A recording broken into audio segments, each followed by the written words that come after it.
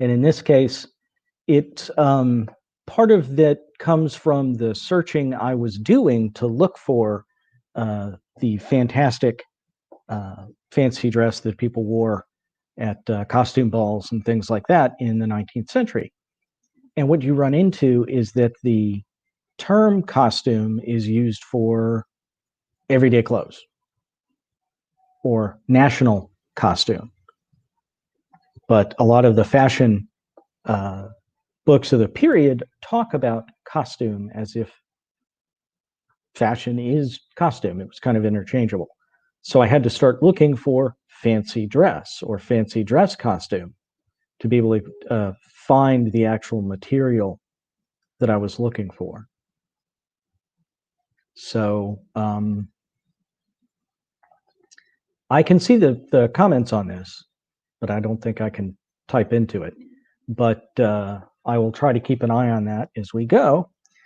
But let's just go ahead and jump in and get started. So one of the things I found was Weldon's Fancy Dress for Ladies. And actually, this particular is volume 3. I've not been able to find volume 1 or 2 online. 2 is, I think, specifically for children. Weldon was a pattern publisher. So this is to both give you ideas for your costumes, but also provide you with, here's where you can go to get the pattern, here's the cloth we recommend, that kind of thing. Now, I apologize, this particular set of scans are dark, and I couldn't find any lighter ones online, and by the time I realized how dark they were, I didn't have time to go through and lighten them up somehow. So in any case, let's go ahead and get started. I will send out the links to where I found all of these documents afterwards. And what I may do is just, I've got them as the notes in the slides. So what I may do is just do a PDF of the slideshow and show the notes. And that way y'all can download it and then go and peruse, because this, oh man, talk about a rabbit hole. I've had so much fun digging through these, because here's the kind of thing Weldon's would show you.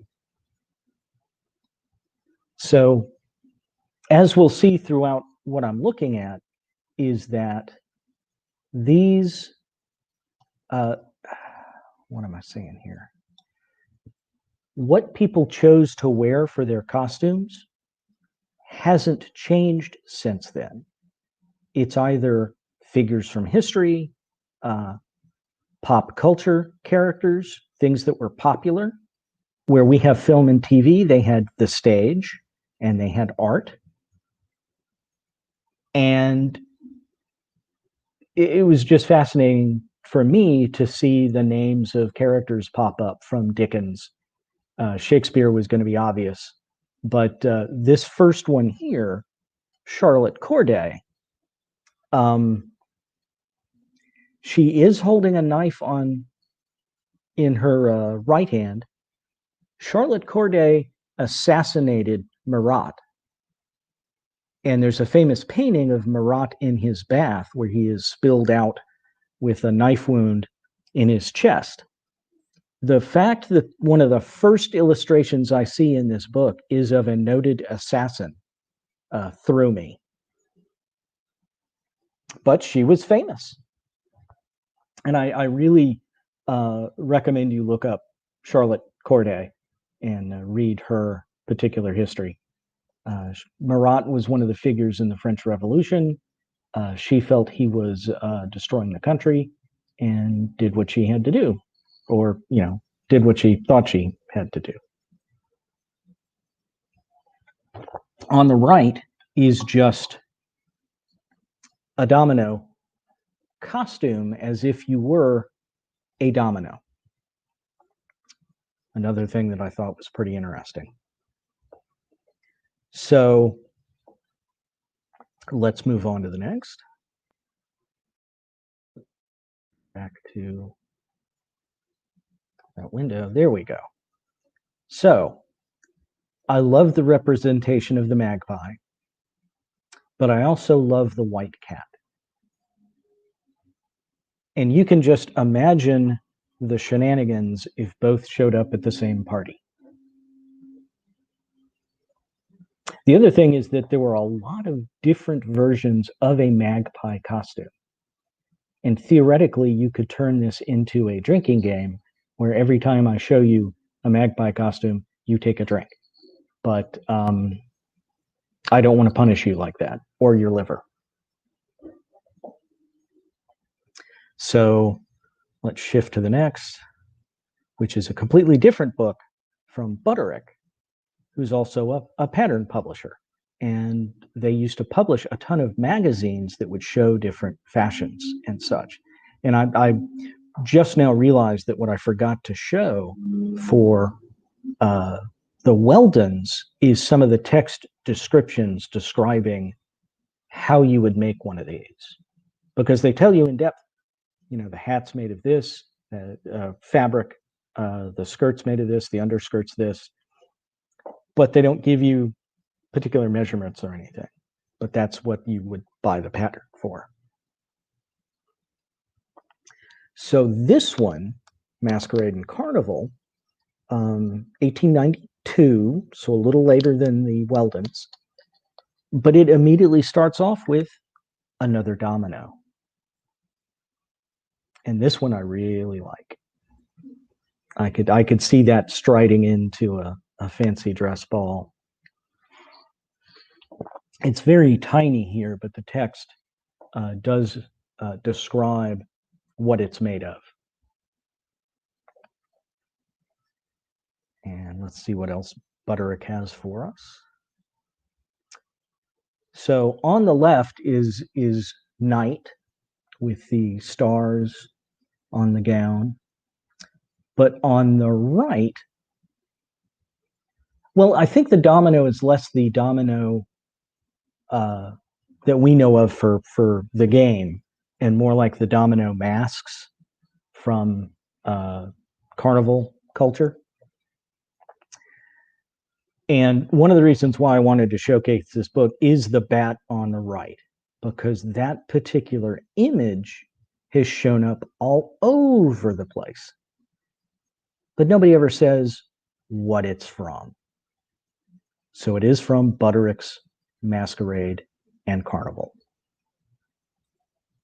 And I also love the devil on the same page. Somewhere on the net, and I meant to grab it and put it in here, there's an image of a young lady who actually made this bat costume and is wearing it. And yes, this was designed for you to make yourself. Or, you know, if you were rich enough to take the design to your seamstress and have them make it for you. But a lot of these, it was specifically designed for you to make your outfit out of their instructions. So next we have a lily. It's too small on my screen. But from what I understand, within some Lolita communities, there's a certain fascination with floral outfits, flower Lolitas. These are some suggestions for you to add to your looks from the various flowers of the past. So once again, I recommend you seek out the book and just flip through these. They're all available for free online. The bulk of these I got from archive.org, although one or two I had to go to Hathi Trust to find either a better version or something that Archive did not have. So let's see what's next. Okay. For Queen Elizabeth's, not Elizabeth, geez, Victorian era, so it is Queen Victoria's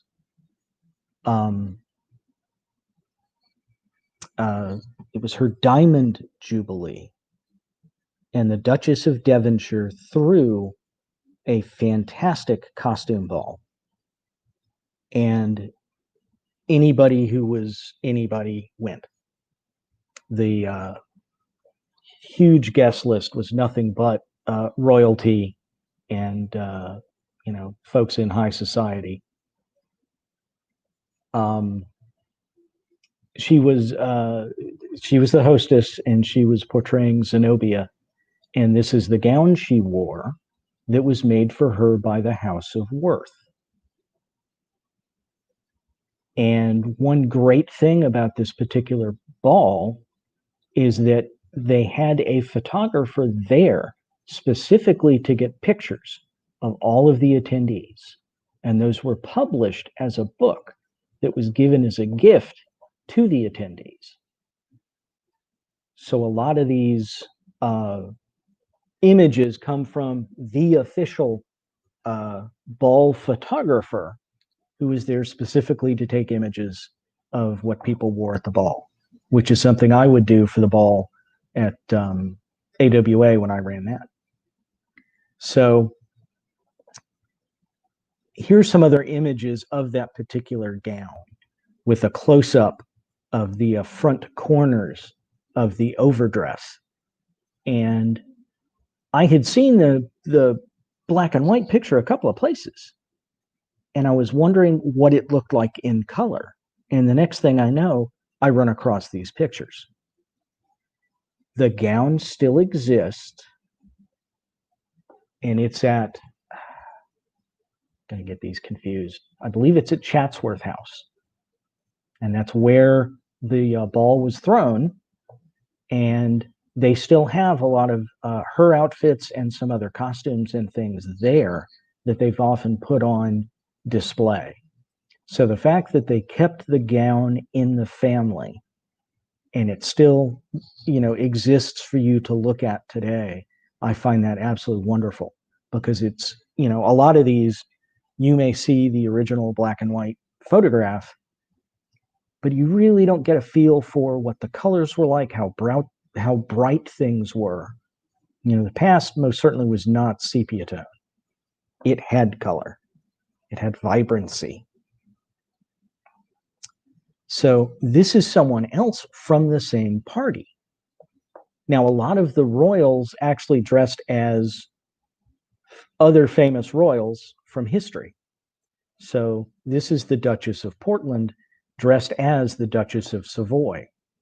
That's another Worth gown that obviously still exists and is in a museum today.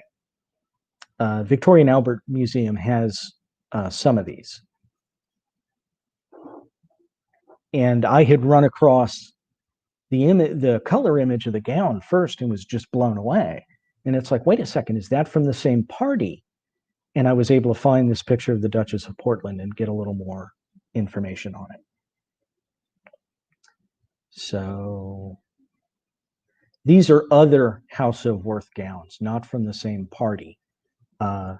This is a Vanderbilt on the left, and she had Worth make this for one of the Vanderbilt balls, and she was dressed as Electric Light. And then that is a butterfly on the right.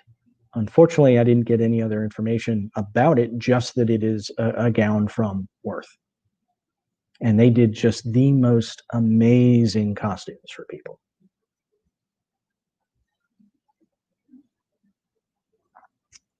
Yes, she dressed as Electric Light. And I really wish I could have seen that with her lit lamp gliding into the ballroom.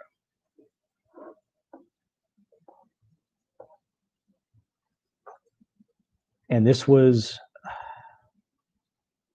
I want to say this gown is from the 1890s. So Gilded Age New York. Electricity was slowly replacing gas, and just love it. Absolutely love it.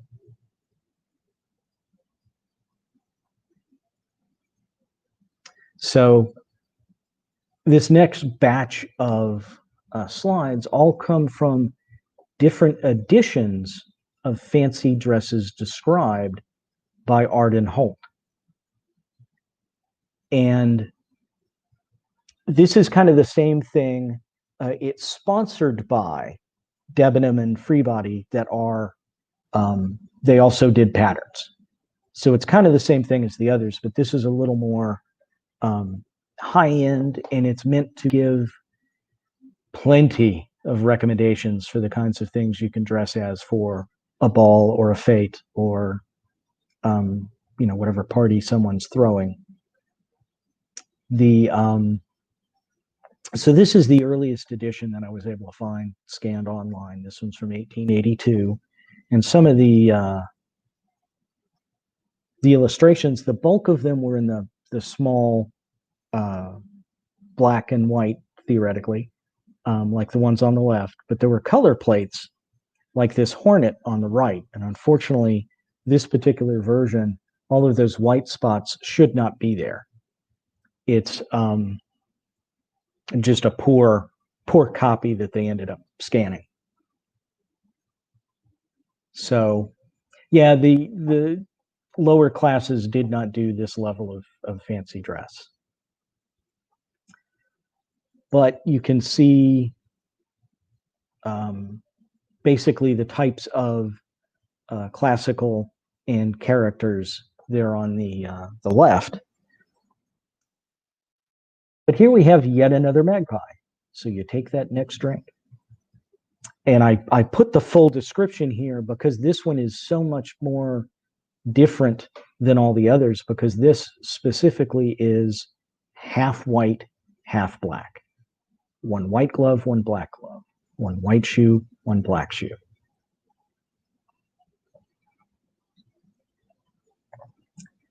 But you get, this is the style of the descriptions from basically all of these recommendation books, is that they describe the fabrics, the colors, the style, and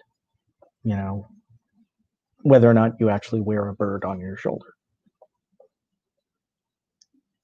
So now we hop up to the 5th edition from 1887, and boom, yet another magpie. Like I said, it could have been a drinking game. And this one, the color plates are a lot clearer and a lot more interesting stuff. And here's your hornet again. And this time it's a slightly different version, but it's still the same basic. Yes, this is an upper class situation. Lower class would still wear costumes, but they would not be as elaborate or detailed as these. It would be whatever they were necessary to, bring across whatever effect they wanted. Now, this is also showing other versions of Knight and I can't remember what the other, Olivia Primrose, which is I want to say that's a Dickens character, and then Punchinella, which is basically from Punch and Judy. Yes, any of the say the birds that were featured in the cosplay or costumes were taxidermied. They may have made a few truly false representations, but this was the time when they were wearing actual birds on their hats, and parts of muffs to keep your hands warm, things like that. So now we hop up to the next edition, which was in 1896. And I showed, the covers where possible and the title pages, so you know the kinds of things to look for. This is the same illustrator as the last one, Miss Lillian Young. And I really love her style. These are two more tree/flower Lolitas. And I was joking that this would have been the 1897 version of Poison Ivy. And I want to say that these were silk roses on the gown. but I'd have to go back and find the page and look it up. But the fact that someone would dress as sweet peas, I thought was wonderful.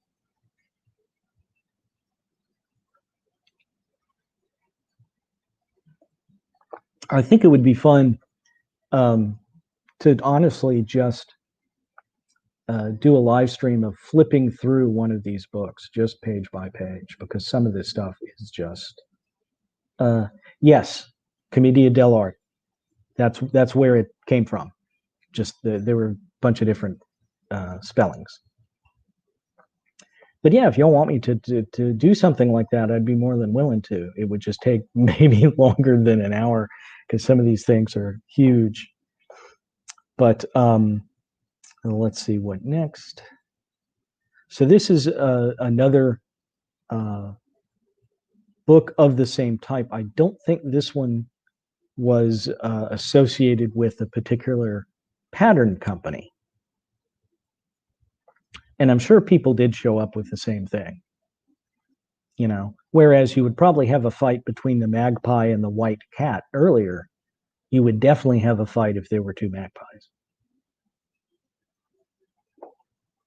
So the one on the right here is yet another fruit slash flower. That's a Seville orange. And I love the Spanish influence, and it's one of those that just stands out.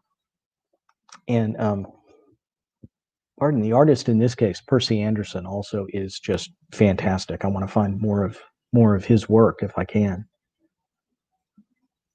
So skipping from that, I try to keep these in basic chronological order.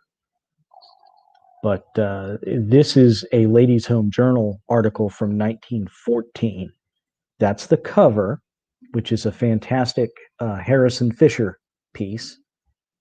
Always love his work as well. But this is, new fancy party costumes, and some are also floral based. But I love the animals, particularly the chicken kills me, but I love that owl. Absolutely love that owl. Because this is, I guess, pre-war, pre-World War One. So it's right there at the edge of it. So people were still willing to do all kinds of fun stuff before that set in. The both World War One and World War Two, you ended up rationing fabric. So a lot of these things just couldn't be done like they used to. And let's see, what else do I have? Okay, now this is cool. Denison was a manufacturer of labels, stickers, paper products. And one of the things they sold a lot of was crepe paper for both decorations and costumes. And every year they produced a bogey book that had Halloween suggestions.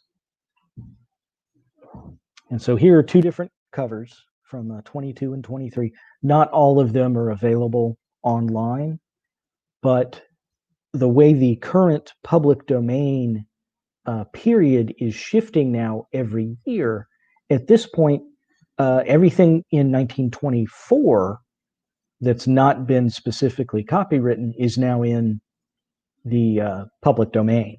So we should start seeing some of that stuff popping up soon. And just in general, these were all when Google was scanning stuff from public libraries and university libraries.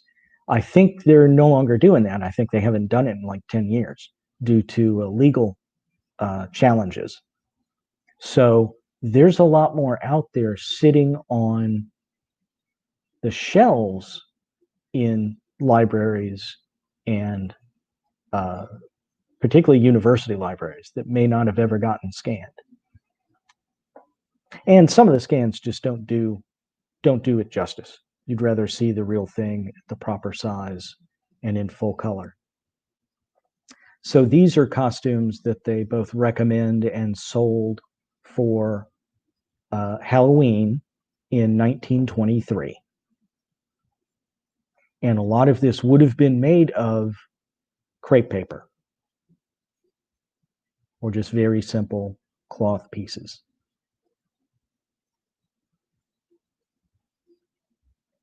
And I love the abstractness of some of these, where earlier you had people that were very, very specific.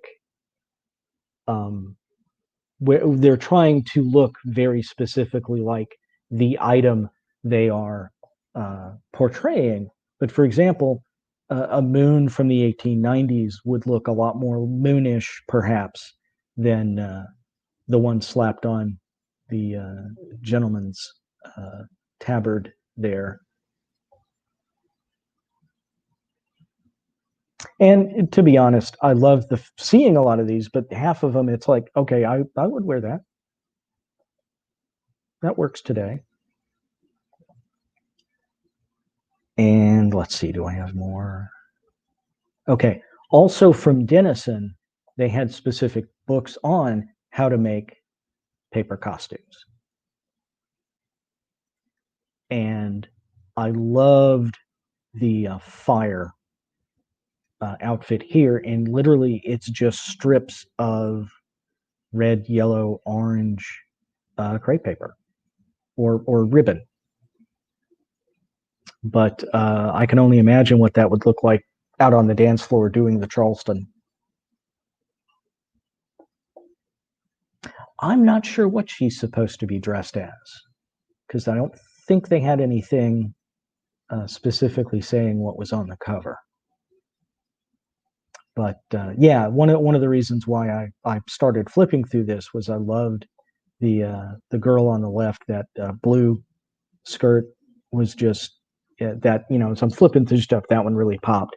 There's another version of this out there, and the scan of the cover is horrible, and it's very, very dark, and you could not see too many of the details. So I'm really glad I was able to find one. And let's see, do I have more from this? No. So a lot of what we've talked about is for private individuals, for parties and such. These are some designs from the same time period for theatrical presentations. And these are both from an artist named Wilhelm.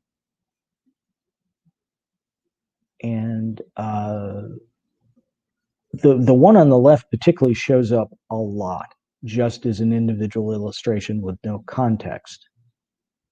But it had the name of the play in the upper left-hand corner that's been cropped out. Now, the one on the right is meant to be the spirit of alcohol. And that one just blew me away when I saw it, just flipping through basically Google Images looking for more stuff from Wilhelm. And he did a ton of costume design for the stage. And what else do I have? So speaking of masquerades and carnivals, this is a page from I believe it's 1926 French costume company showing what they have available to purchase. And this is pretty much the style that people would wear for carnival. And the mask with the cloth covering the bottom of the face was pretty much the standard there for a while. Now, I want to say this whole catalog is available for sale from the company I found the scans, and they wanted like way too much money for it. But I love the different colors and shapes and sizes. I mean, I think that's just a wonderful view of what people would wear to carnival, particularly parties in France. So I kind of filled out this with other carnival harlequinish images because some of these I just really loved. Um, so on the left, a classic male, I believe it's Perriot, the white clown, just in a ad for pantyhose. The image on the right is the cover of a German monthly kind of humor fashion magazine. And I loved the fact that all the ladies were dressed the same. I love the shape of those hats, the feathers. It's just a really striking cover.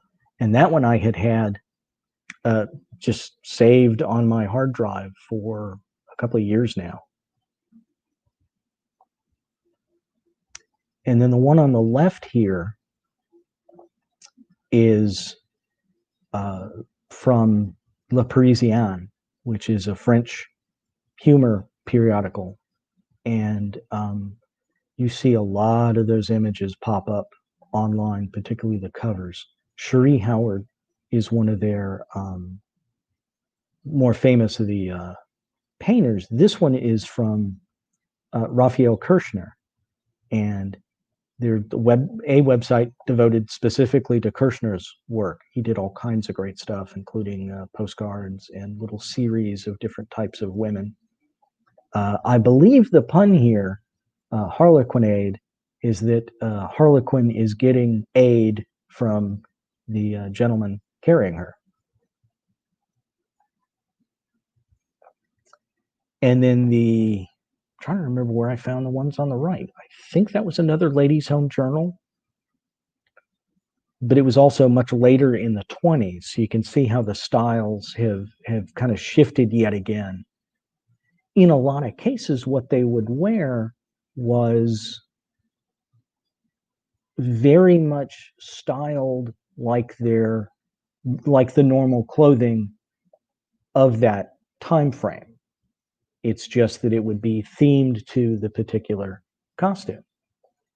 So the ones on the right, obviously based out of outfits from the teens and 20s with that particular theme applied. The left was Raphael Kirschner or Kirscher. Unfortunately, the way this is set up, I can't read the I can't read the signature. But I think I have the link to that as a part of this, the notes on this slide. And that's it. I went through those a little faster than I thought. So now if anybody has any questions or let me see, hang on. Let me leave it there. Is it gonna, no.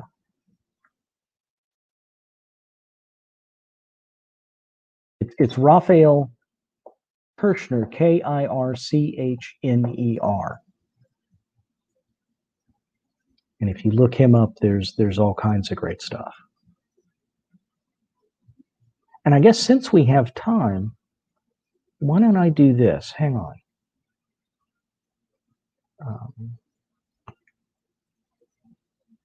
Let's see what if it will.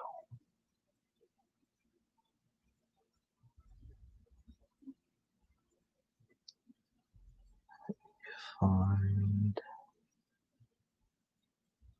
Because what, we still have about half an hour, I think.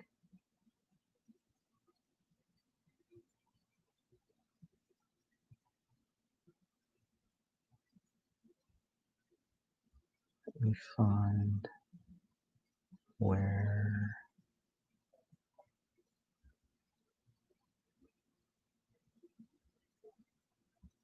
Yeah, here we go. Let me stop presenting for a second and then represent. This time I'm going to do a different tab.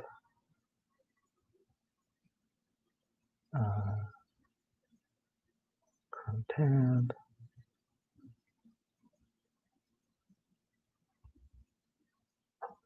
There we go. So this is the version of this is the Masquerade and Carnival, and this is where the bat came from. But I figured we can, since we've got some time, we can go flipping through this. Go back to the very beginning.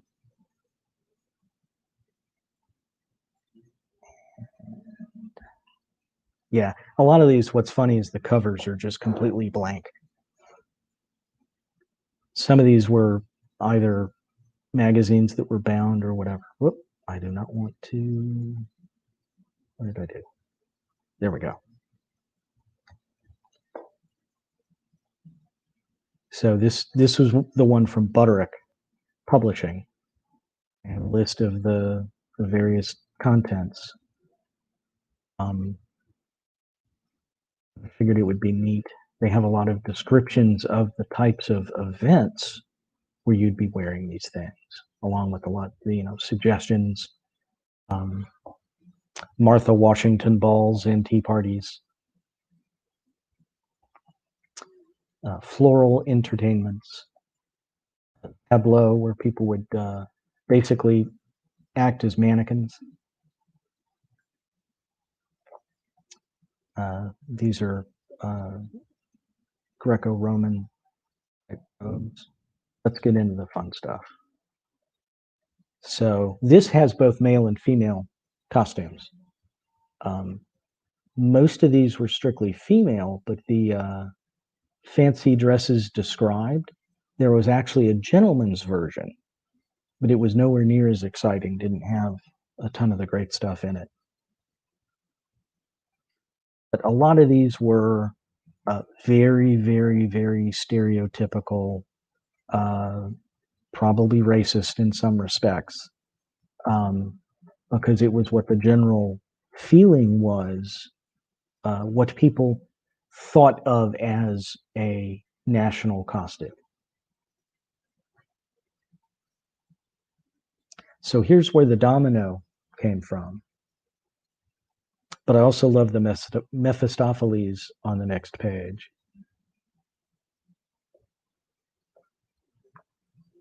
Like I said, some of this stuff was really, really cringeworthy.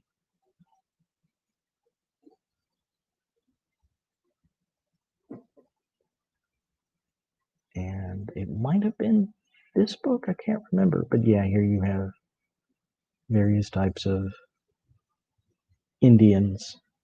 Click. The historical stuff is also interesting because it's based on what they knew about the period at the time. And a lot of that came straight from the paintings. But here you have a Roman soldier and a Cleopatra. That was one of the things I forgot to mention about the that Devonshire ball in 1897. There were at least 3 different Cleopatras. And I think they did avoid each other. But you'll also see a lot of different versions of a Cleopatra costume recommended.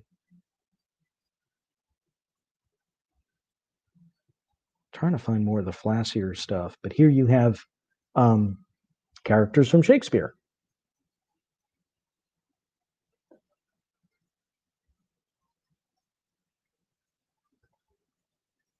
And here we back to the knight and our favorite bat. I love the fact that I was able to find the the source for this image.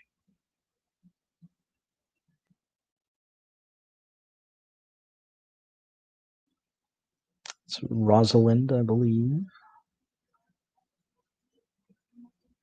I hate the fact that some of these are sideways. Romeo and Juliet. That ended well.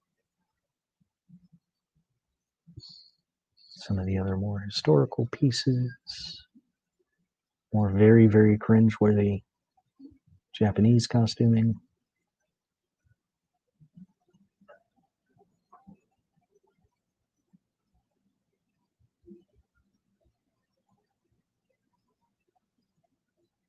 I love the Cavaliers and basically the Musketeers. But I love this Queen of Diamonds.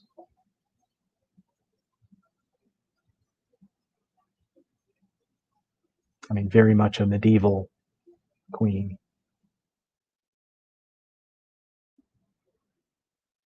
And this is kind of a different look for Joan of Arc. Normally you expect the full armor type of thing.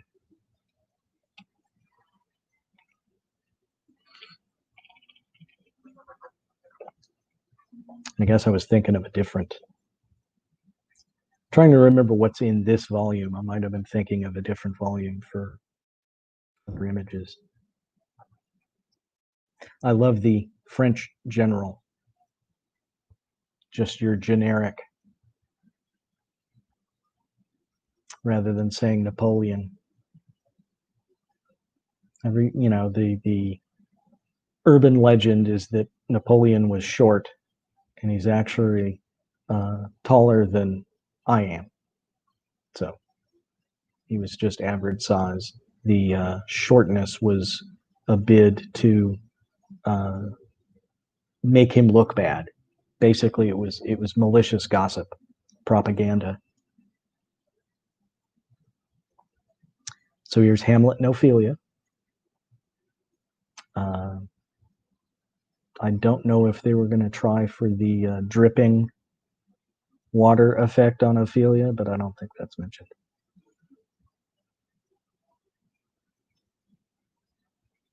So here's a completely different Cleopatra. I mean, a truly different interpretation. But I also really like this peacock costume. And the peacock head on the top. In fact, the whole hat looks to be a peacock, but that does seem slightly Egyptian.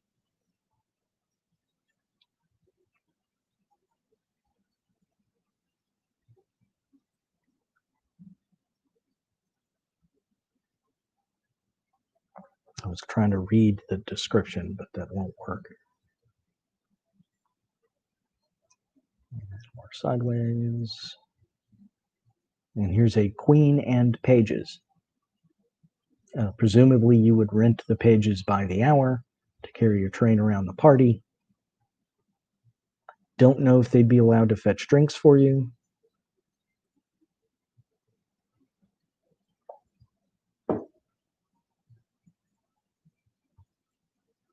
Queen Catherine. And then an Empire costume, along with Jeffersonian time frame.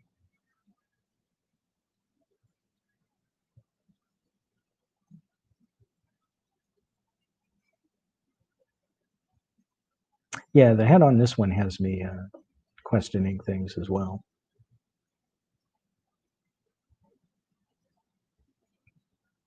Let's see.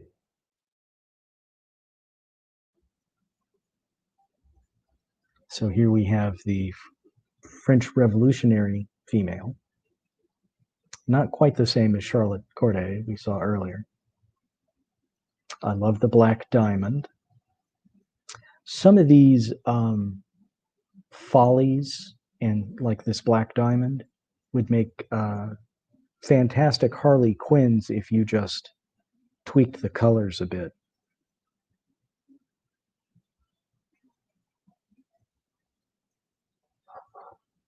Also, the female admiral is pretty cool. Oh, more sideways. Although the one on the upper right there is dressed as a Japanese lantern. I just had to sigh when I saw that.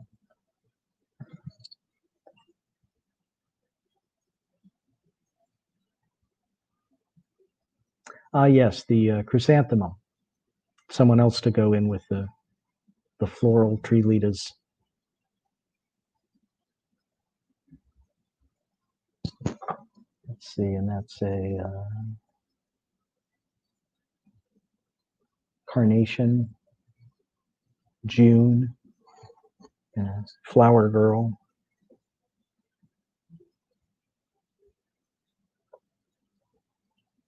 Here's the garden lily and the magpie, along with the sunflower and lily of the valley.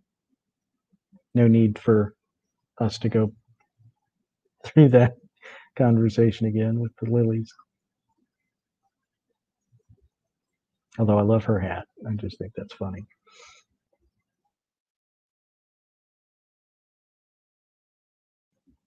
I thought this Roman masquerade was interesting because basically it's a Roman with a mask.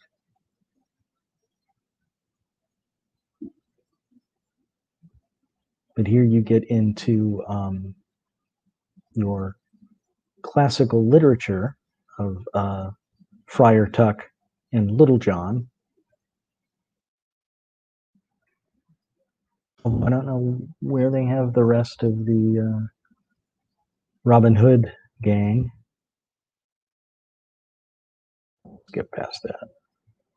Robinson Crusoe and Friday. Let's just keep going. I'd forgotten how horrible some of the stereotypes in here were.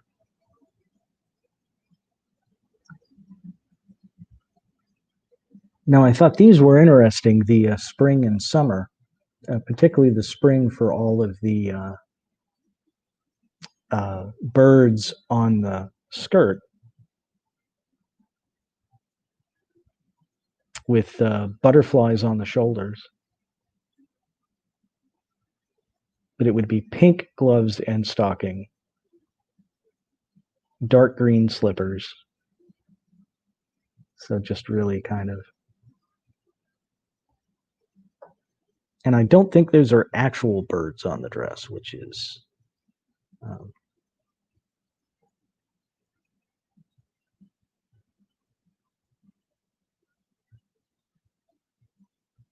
trying to need my magnifiers to read some of this stuff. Oh, spring, white or very pale green cashmere, silk, gauze, or crepe. All of its edges decorated with garlands of trailing arbutus or other string blossom preferred. Birds are fastened upon the shoulders, and one nestles in the hair, while a number of birds arranged to present a flight across the front of the skirt. Delicate green stockings embroidered with blossoms are worn with brown slippers. A basket of spring flowers completes the costume. I was looking at the description for summer, thinking it applied to spring.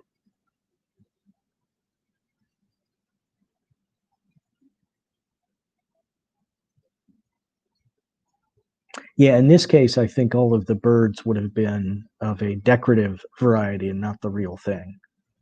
I hope to heaven it's not the real thing. But, the other page, you have the other two seasons. Back to the allegorical costumes. Oh, the winter, it's a muff to keep her hands warm. And let's see if it says what she's got on.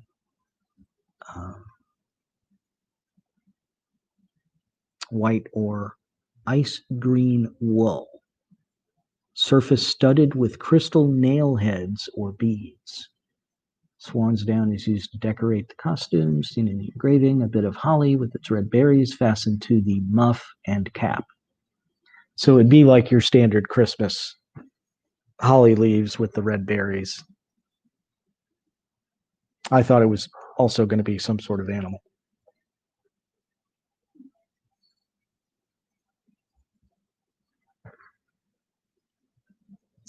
More pretty ridiculous stereotypes. We also have Carmen.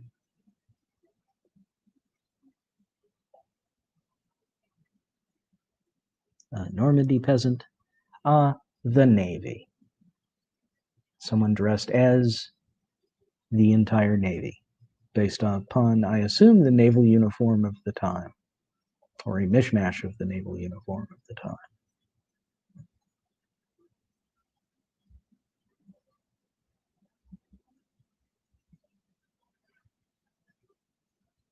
The butterfly, upper left, chess, upper right, and then cards. There were a lot of playing card costumes. A lot of games like chess. One of my favorites, I don't know if they have one in here, is either press or newspaper, and everything was made out of newspapers.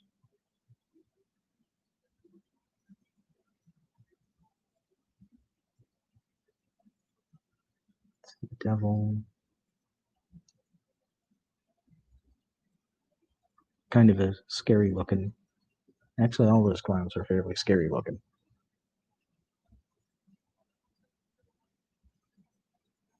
Slightly different Harlequin.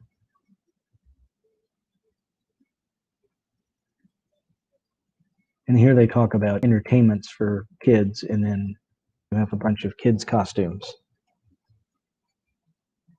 And I want to say in here,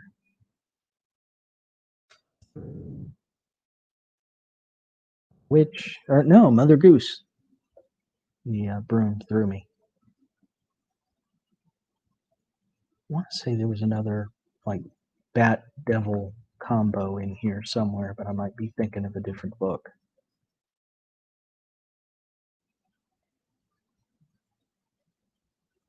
Yeah, here's an event which you would have ladies dressed as individual flowers parading.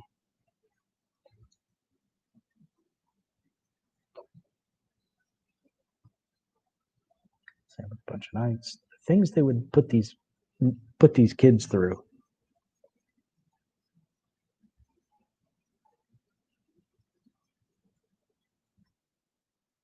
There we go.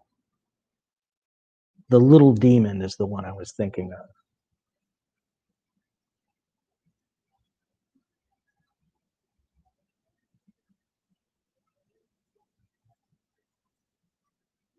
Can you imagine dressing up your kid as a chimney sweep? Although I like cat burglar better.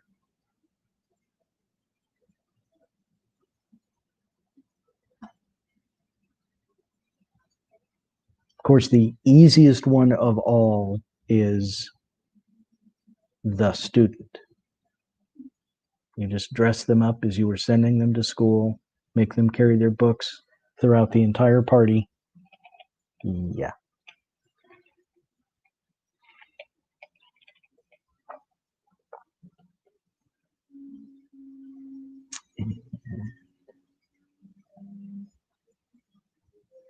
I also liked the swell on the lower right-hand corner.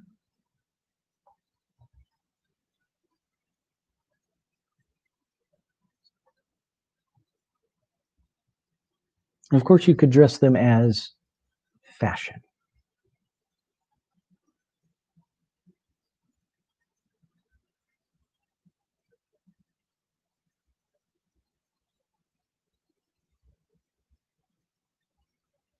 But yeah, I think I had found everything I wanted to find in this. But as you can see, it's just infinitely fascinating to see what they thought other cultures wore, what they felt was appropriate to wear for parties, the deep historical dives,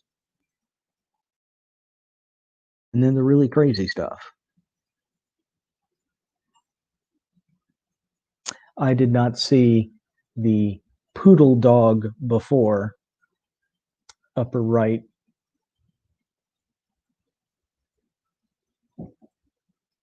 And that polka dotted harlequin is very, very, very non-traditional. It's pretty unique.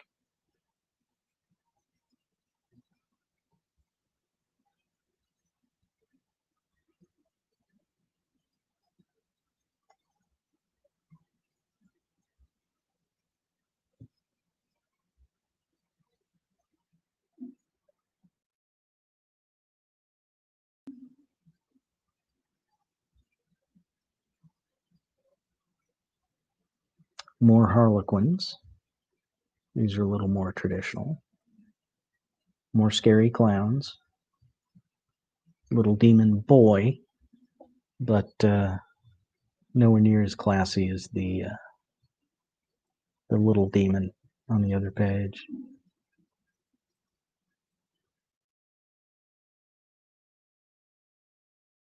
And yeah, the rest of it's just suggestions. The end.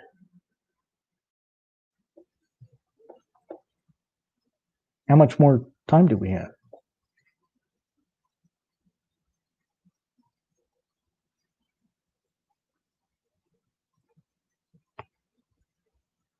Because just as an example, let's see here. So this is from archive.org. And if we want to just look at costumes, and we want to narrow it down. Actually, I'll make this larger so y'all can see it a little better. But we want to restrict it to, let's say well, there's only 2 from 1920, but let's say 1920, 19, that's 4. Apply the filters.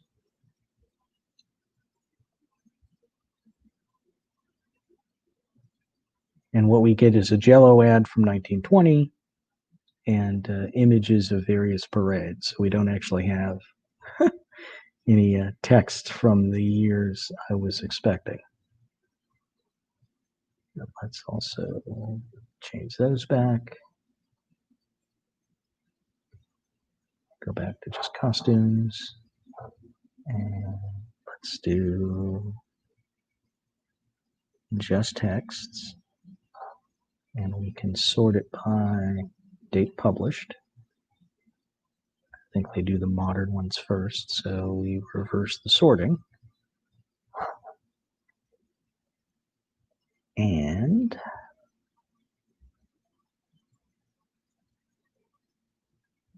get a French book from 1791.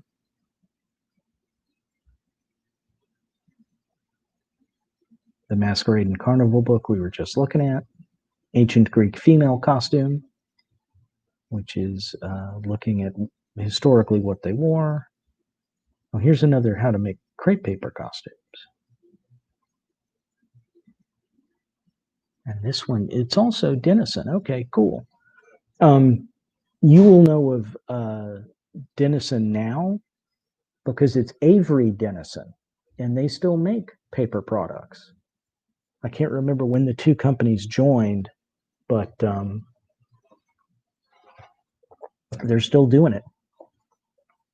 So let's see what some of these look like.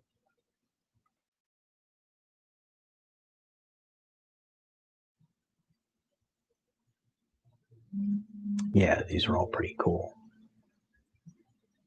Part of it's due to the year. What is this, 1925? Let me shrink it back so I can see the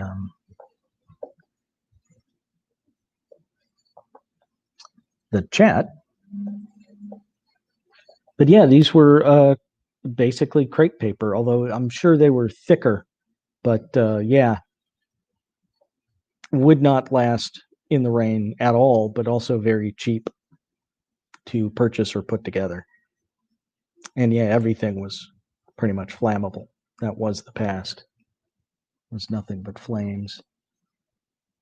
Another lily, daisy, Apple tree's interesting. That I like.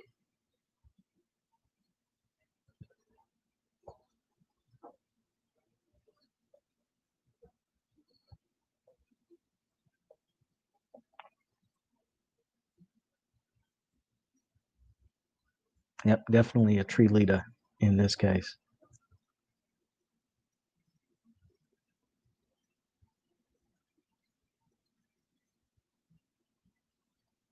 So a butterfly, the Halloween, but it's all black cats. I love her. I love her hat.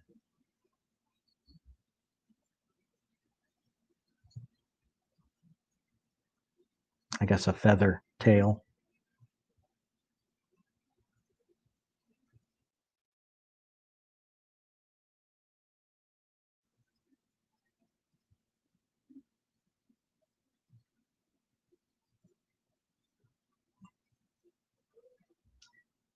But yeah, I mean, these are so obviously 20s because they're based on, modern dress styles, and some of these they just slip over normal clothes.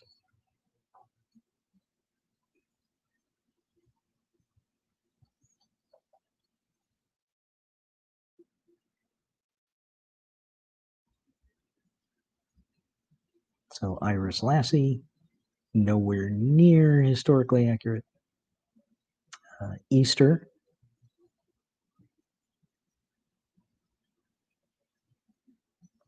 I like the Queen of Hearts.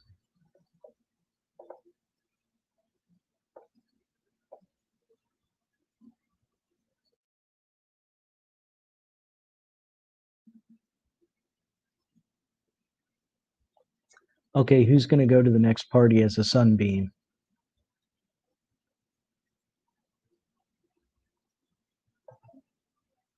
Although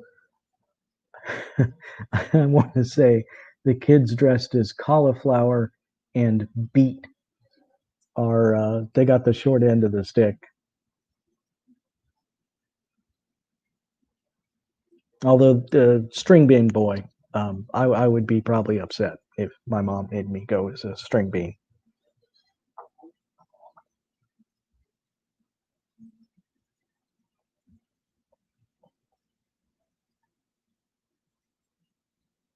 More racist national costume types. I'm sure the crepe paper kilt on the Scotch costume. But here's all of the different colors of the crepe you could get. Made in gold bronze, silver bronze, red bronze, green bronze, blue bronze, and purple bronze.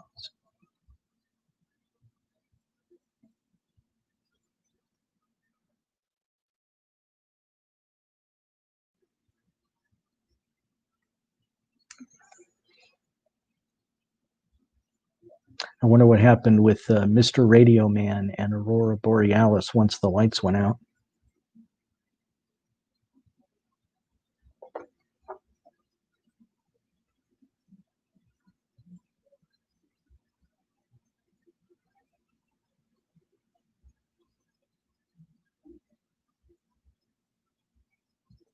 That just does not look like jazz to me.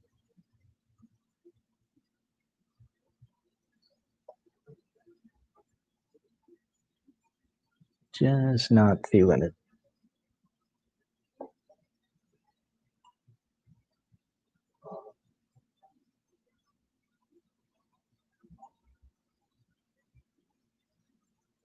Oh, wow.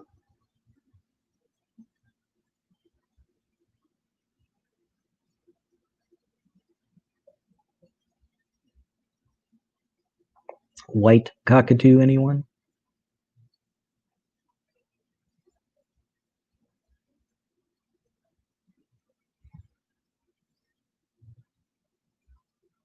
Dress is black, made over a muslin foundation. Large wire ring wrapped with crepe paper is sewed to the dress just below the waistline, and it goes up over the right shoulder. I guess that's what the bird in front is attached to.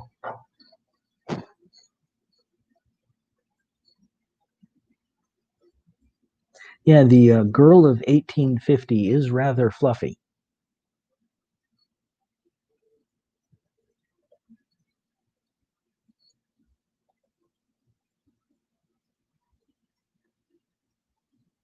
A snow bunny, raindrop and breeze. Oh my goodness, does Breeze have a weather vane on top of their headdress?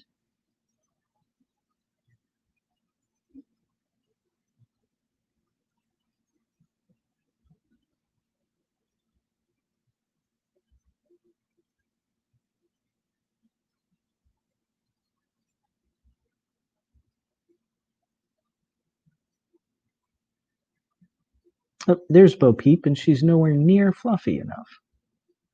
Ridiculous.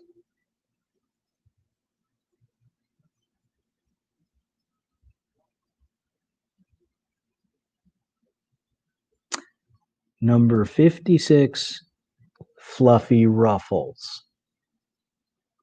Boom. There you go. She doesn't look a thing like the original Fluffy Ruffles, but I talked about that at my last the soda panel I did for Sea of Serenity.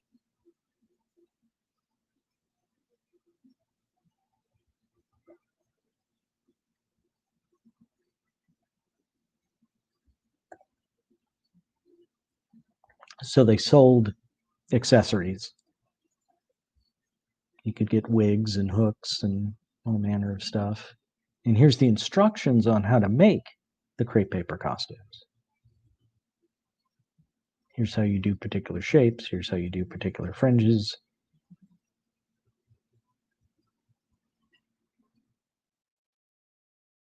The, what you need to make each one, all in aid of selling more Denizen products. But they had a whole book on sealing wax craft, and that was pretty interesting.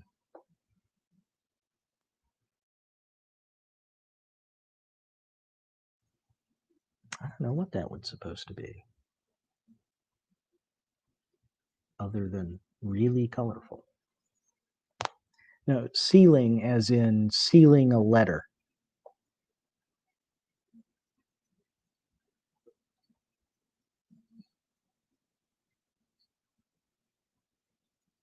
The original description is probably of a rainbow, but I think she's a perfect pride mascot.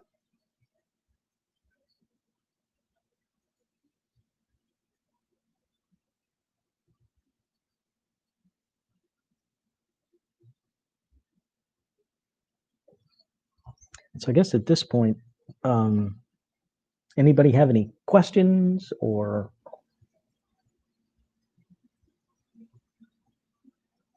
anything else y'all want to look at or talk about?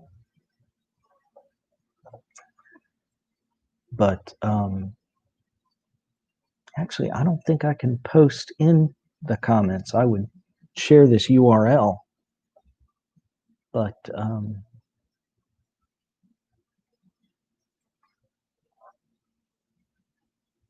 can look at the cover. Yeah, these were 10-cent booklets.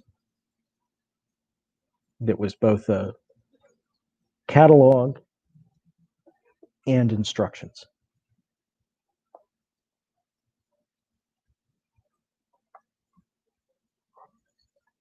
So let's see what else is on the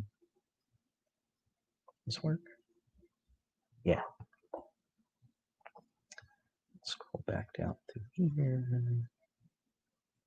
Let's see what else we can find.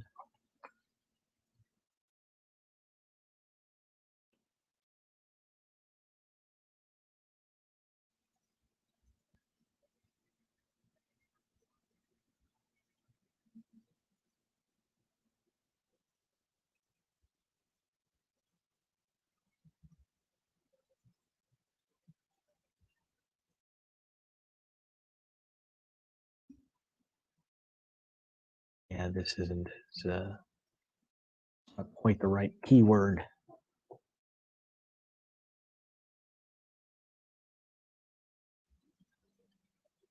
I think the crepe paper for costumes was probably more of a. Let's go ahead and stop that. Maximize this. Part of it was the fact that Denison was trying to sell their products, so they came up with a great way to sell crepe paper, which was let's have people make costumes out of it. Now, I'm sure some of it did come out of the lack of resources in the wartime years, but I'd want to dig back through.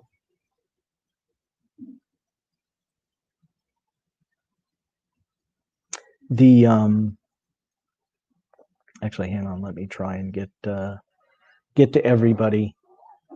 My interest in fashion kind of developed over time, but I've just always had always liked what I saw from the Victorian Edwardian time frame. We had Victorian attire made for a wedding back in 1999, and I never really looked back from that. The question about the costumes challenging societal, I'm sure some individuals did, but just on the whole, I mean, Mephistopheles was basically just a character to them at that point. Basically, is either from Faust or just the generic devil that's used for, throughout more recent time, but just the figure of Mephistopheles slash Lucifer that's been used for advertising and magic posters and all that kind of stuff.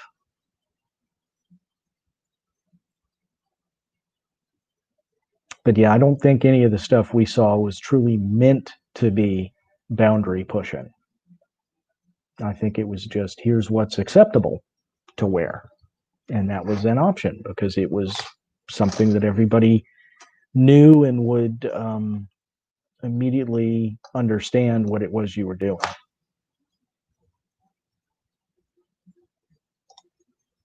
I mean, that's my problem is I always want to dress as things that no one actually recognizes or understands.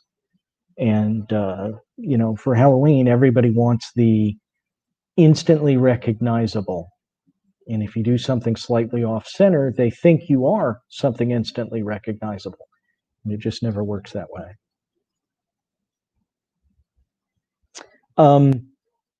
I didn't look a lot into the party games. I think it was still pretty obvious who people were underneath the costumes. They did have some games and things for true masquerade situations where you couldn't see who was who.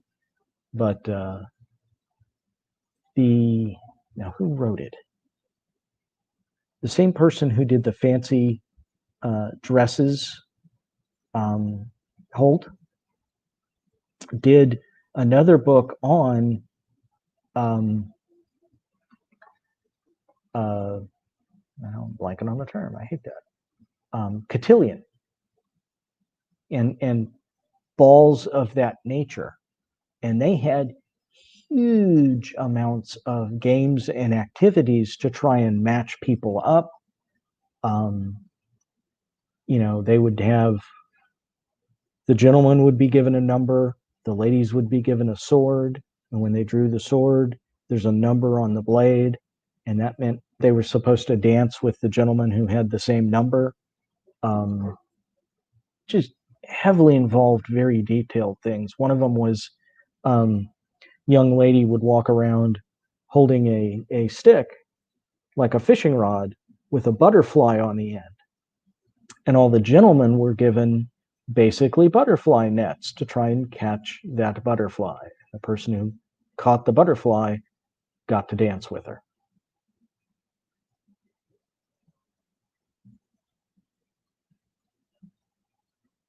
And there were a couple that featured swords. I thought it was pretty crazy, but I'm sure these were costumey wooden things, I think.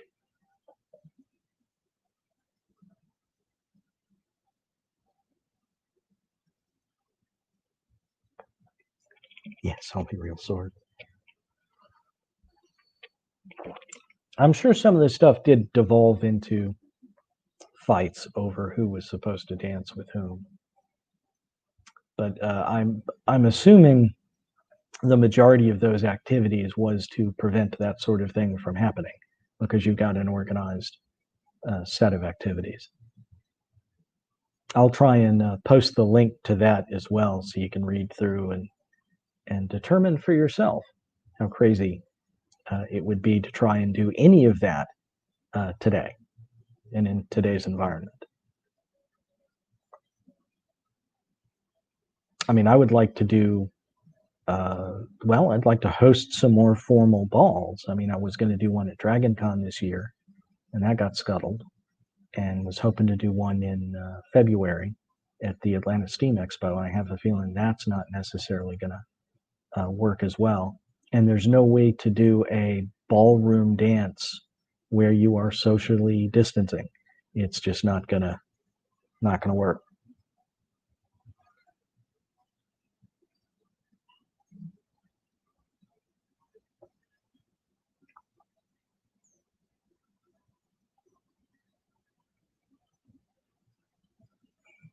Balls with swords.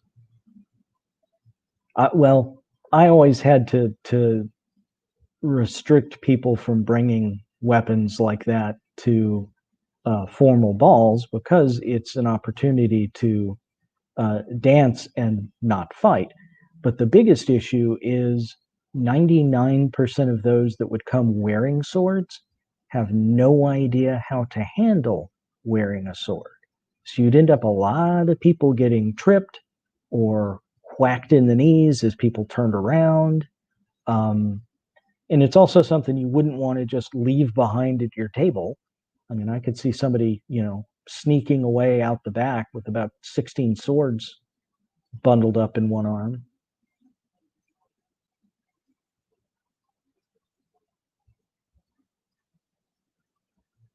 But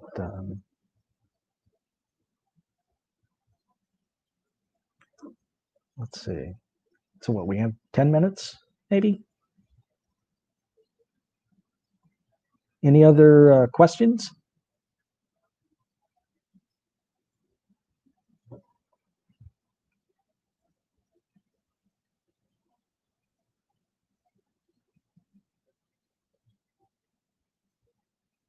How am I doing? I'm actually doing pretty good.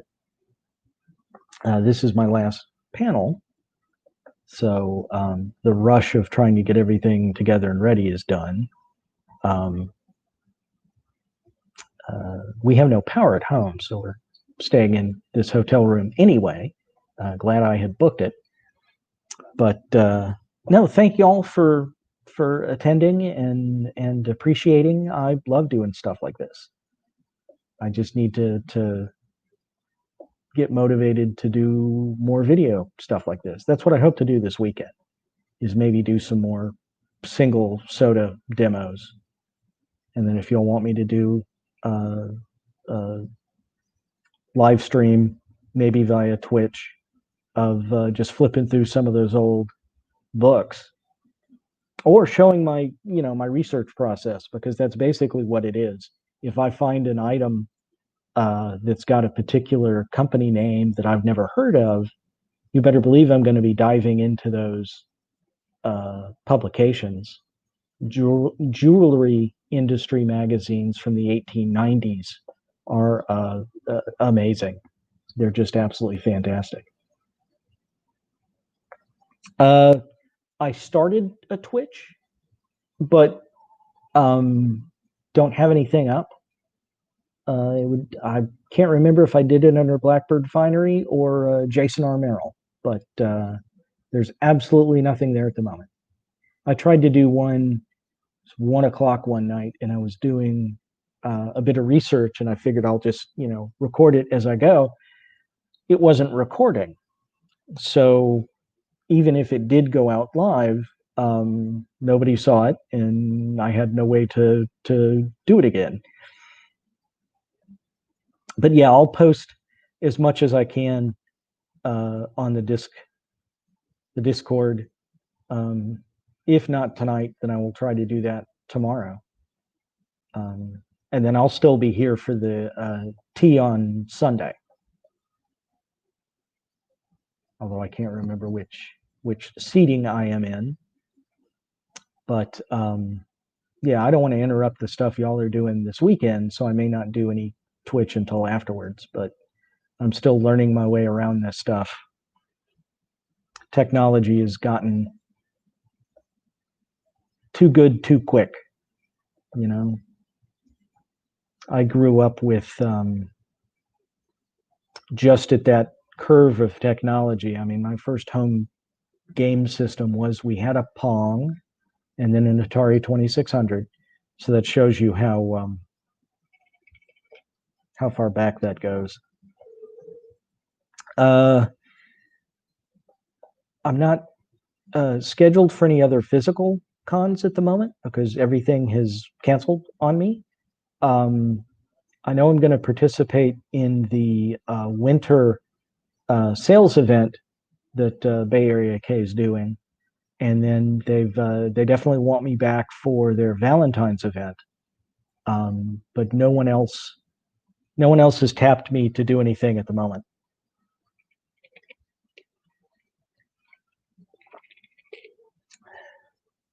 Oh, cool. So there's more stuff coming up. Love Poovy, so maybe she and I can work together on something. She used to live here in Smyrna, where I live.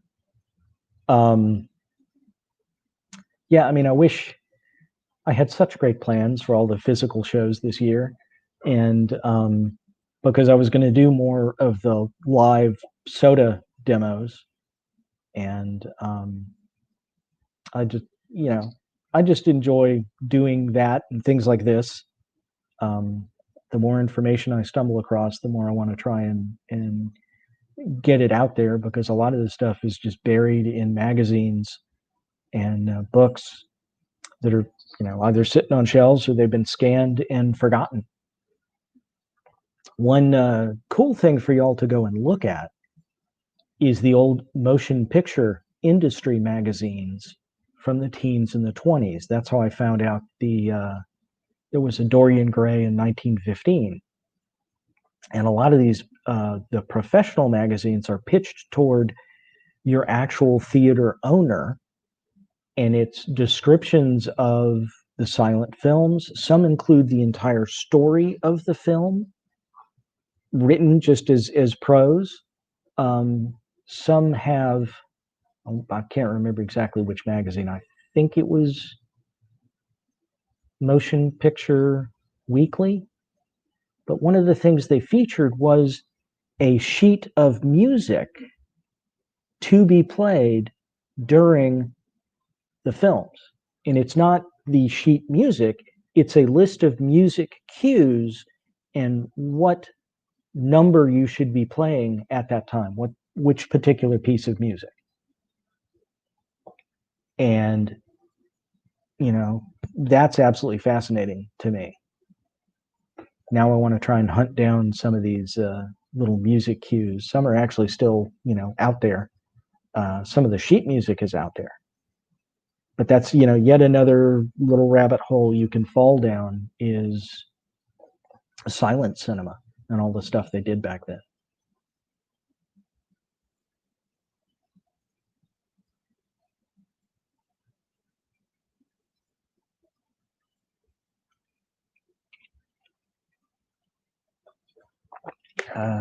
My voice is going.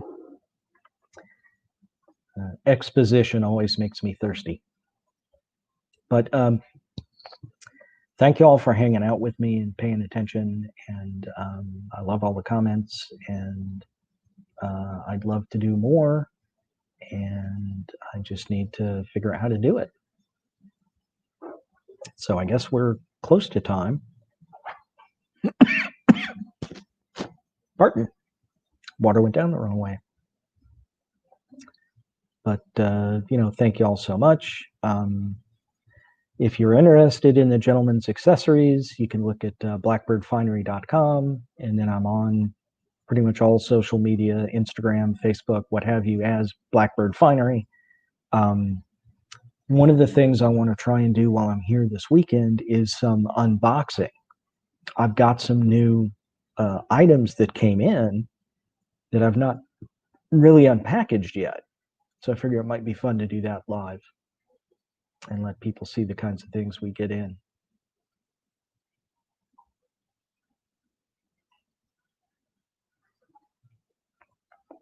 But, for the unboxing?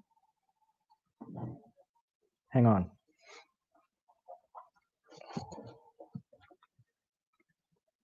This is one of the little jewelry boxes I just got in. And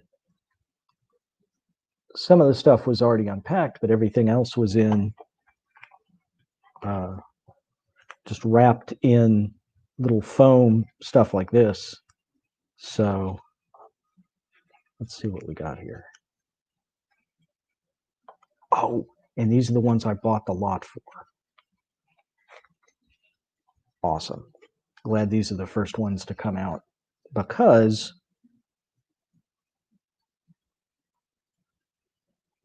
tigers. So it's tiger profiles to wear on your wrists.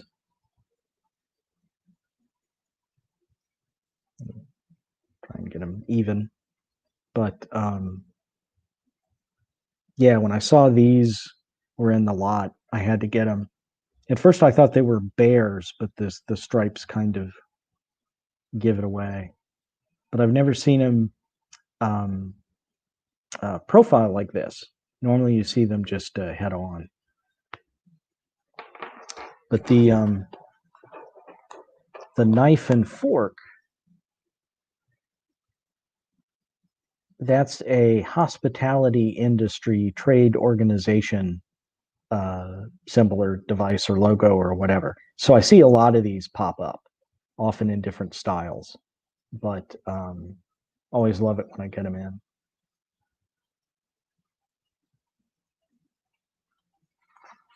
And just one more real quick, because I think we're out of time.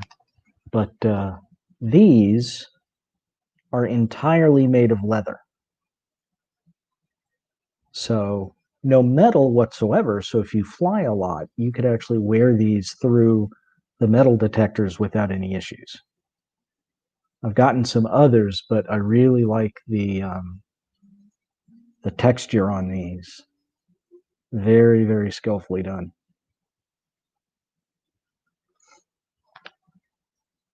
And I think we're out of time, are we? Yep, we are just about done, so. Okay.